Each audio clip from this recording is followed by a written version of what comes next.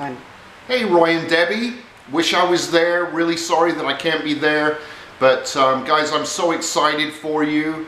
This is a day that I've been waiting for a long time, but I'm really glad to see that you're getting married, and I wish I was there, but having just moved from California to Florida, 6 weeks ago, it's just not been possible, but we do plan on being there later in the year, so hopefully we can hook up. Hopefully you're not out of country or out of town, but we can do something together. I just want to say, Debbie, I don't even know how many years it's been. I guess I should have looked this up before I did the video, but I know it's got to have been at least 10 years. And, you know, I mean, from the very first time that I met you, I always thought, wow, this is a special person. And I'm so glad for my friend Roy to, you know, to meet somebody as special as you. And I just think that the two of you just go together perfectly. I mean, you love all the same things, you love travel, you love the good things in life, and you're a sweet, caring, kind, you're just a sweet person, and I just love to be around you.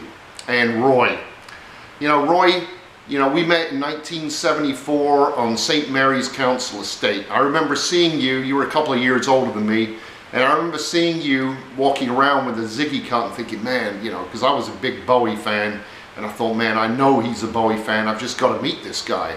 And I remember we were at the top edge of the estate, and I don't know how the conversation started, but we did get talking. And I still remember the conversation well. And you know, you were asking me, what records do you have? So I was going through them, and you know, in your usual way, you're going, got that one, got that one, got that one. Anyway, at the end of the conversation, it ended up that you had to have more than me. You had one more record than I did. But that was the beginning of a 42-year friendship.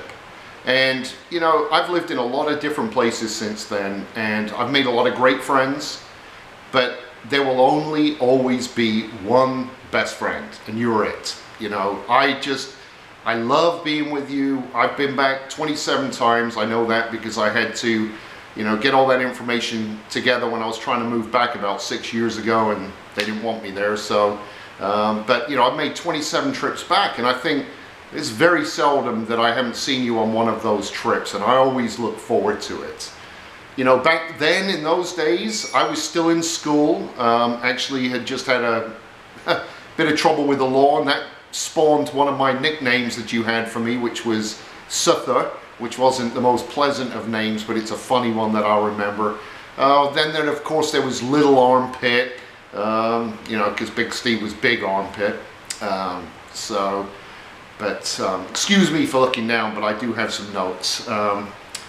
But yeah, and at the time that I was in school and getting myself in trouble, you had just started your apprenticeship at Hawker Siddeley. And I know, you know, anybody that knows you just knows how much you love planes. And actually that spawns another memory, because you lived on Crange Way, we lived on Wilson Way. And I can remember John Boy's spots. And one time you had this bench table in your room, and I don't know if you were hanging up another model that you just made, and I just mentioned something about it, and the whole table collapsed while I was talking. You said, will you shut up about your John Boy's spots? So that's one mini memory. And then also at Crange, where you're beautiful, your wonderful mother. I loved your mom, and or mum, and you know, some of the things like, hush, will you hush, and you putting the cat's head in your mouth, not completely in the mouth, but, you know, used to drive your poor mum nuts. But she was the sweetest lady. Remember, her and my mother got along well. They're both Christian women, and they just, you know, they just love to, you know, to talk to each other and hang out. But, you know, those were happy memories. You know, I remember we'd go to the Wimpy bar. You know, now they have Wimpy in South Africa, and it's nothing like the Wimpy that we used to go to. I don't even know if they have them in England anymore, but those were good times. We used to walk around doing Monty Python sketches together. You introduced me to Theatre Workshop Oldham. I remember the first play that I was in, I think it was probably in 1975, with you, Calamity Jane. You had the lead role. I don't even know who I was. You know, but that went on to doing another couple of plays. Did Borstal Boy, Oh What a Lovely War. Down at Gower Street. I mean, none of these places are there anymore.